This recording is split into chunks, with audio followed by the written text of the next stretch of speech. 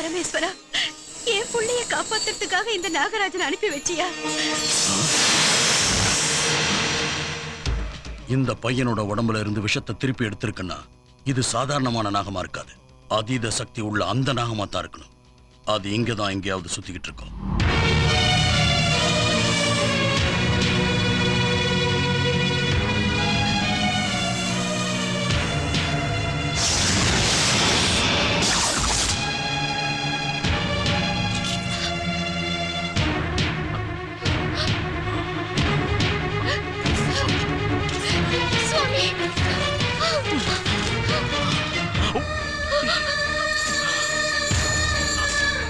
தேவி, நாம இன்ப துன்பத்துக்கு அப்பாற்பட்டவங்க.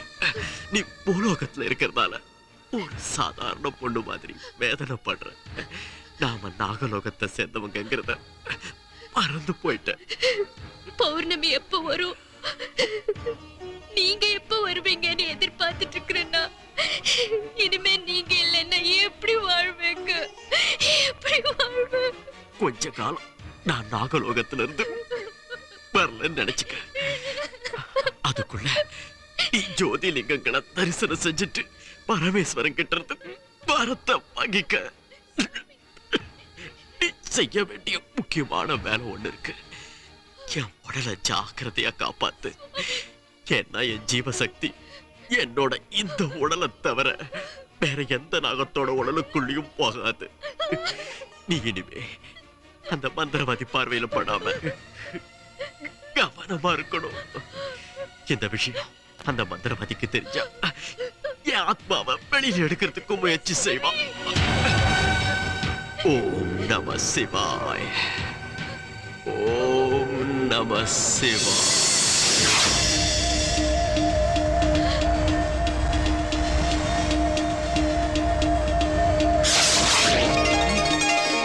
அம்மா, ராகுல், அம்மா, ராகுல்.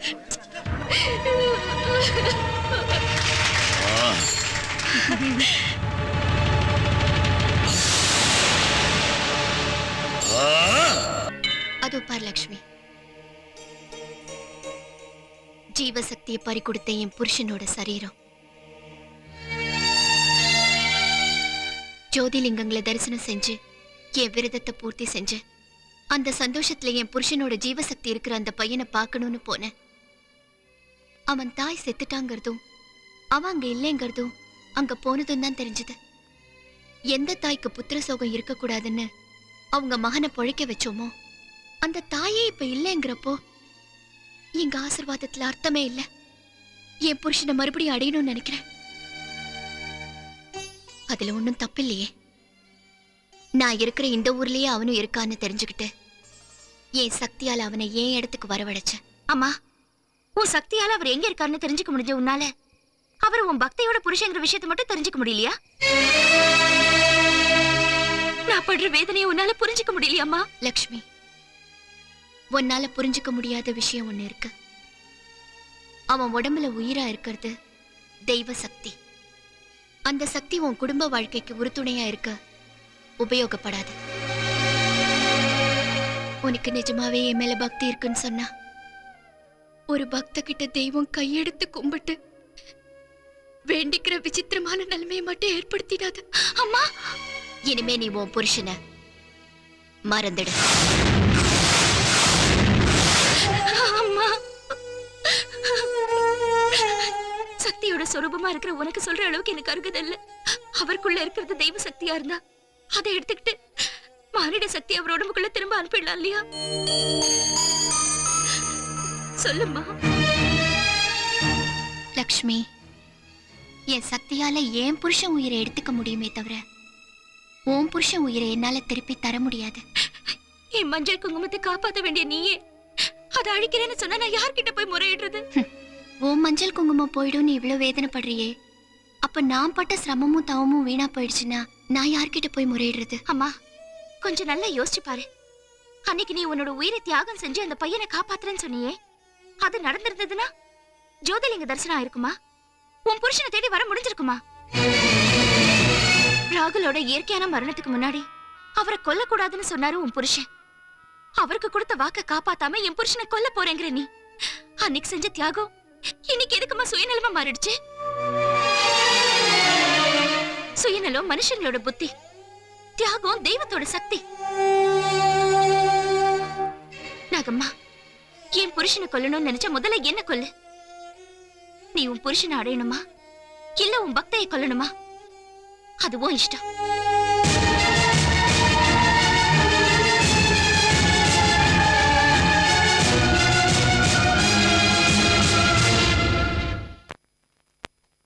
Good morning mister Viswanathan.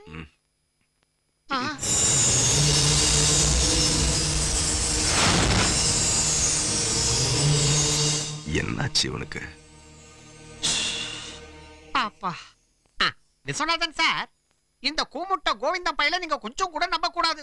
அவன் ஒரு திருட்டு பைய சார். உங்களுக்கு தவறான மருந்த கொடுக்க சொல்லி என்ன இங்க அனுப்பிச்சதே அவன்தான் சார். ஐயா, நடந்ததெல்லாம் மறந்துருங்க. இப்ப நான் உங்களுக்கு நல்ல மருந்தாவே கொடுக்கறேன், சாப்பிடுங்க. ஒரே வாரத்துல உங்க உடம்பு குணமாகி பழையபடி நீங்க எந்திரிச்சு அந்த கோவிந்தனை சுளுக்கெடுத்துருவீங்க. வணக்கம் சார், என் பேர் கோவிந்த. ஐயா கிட்ட ஒரு பொறுப்பை நான் ஒப்படைச்சேன், அதை மறந்துட்டீங்கன்னு நினைக்கிறேன். அதான் ஆஸ்தி விஷயம் இன்னும் உனக்கு ஞாபகம் வரல? வீட்டு எசமானியே நம்ம பொண்டாட்டியாச்சே, இவி வேச்ச ஏன் கேட்கணும்னு நினைக்கிறான் போல் இருக்குது. அந்த கேரட்டு பையன்கிட்ட கை நாட்டு வாங்கி தரேன்னு இன்னும் ஏன்டா வாங்கி தரல? பேராசப்படாத, அவர் கை நாட்டு வைக்க மாட்டாரு. அக்கா, இது கனவா நிஜமா? என்ன கொஞ்சம் கிள்ளு. கனவில்லடா, அவன் நிஜமா தான் சொல்றான். அப்படின்னா இந்த பையன் கட்சி மாறிட்டா போல இருக்கு. ஏண்டா, நீ என்ன உங்களுக்கு சப்போர்ட்டா? ஆமா, இந்த ஆஸ்தியை கொள்ளடிக்க நீங்க என்ன கூட்டிட்டு வந்தீங்க. அதை காப்பாத்த லட்சுமி நான் கல்யாணம் பண்ணிக்கிட்டேன். ஐயோ ஐயோ, ஆப்பா சச்ச குரங்கு மாதிரி என்ன பண்ணிட்டிடா. இனி உன்னை சும்மா விடக்கூடாது. நம்ம ஆயுதத்தை கையில எடுத்துட வேண்டியதுதான். உன்னை எப்படி அடக்கிறேன் பாடுறா.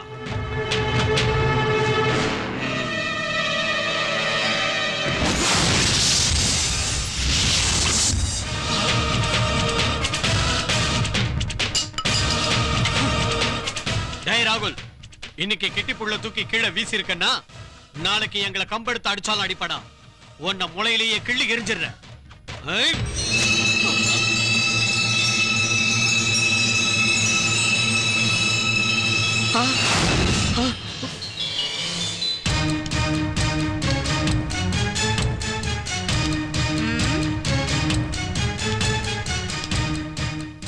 என்னடி முறைக்கிற? என்ன அடிச்சிருவியா?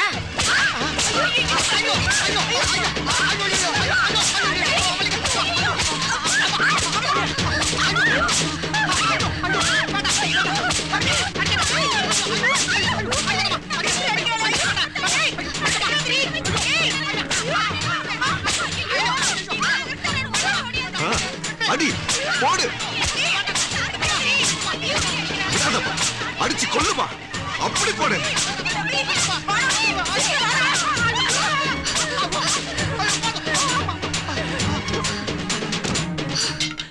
லட்சுமி, லட்சுமி,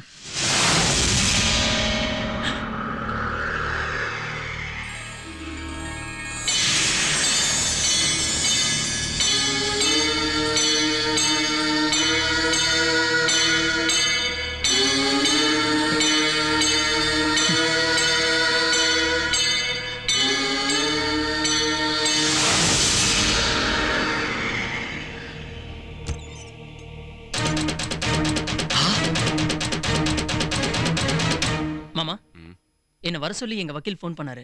எங்க கேஸ் ஒன்று ஜெயிச்சிரும் போல இருக்கு. நாளைக்கு தான் ஜட்ஜ்மெண்டா. நான் கிளம்புறேன்.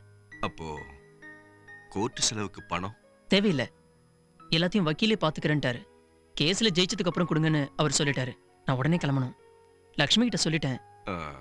ஜாக்கிரதையா இருங்க. சரிப்பா, நான் வரேன்.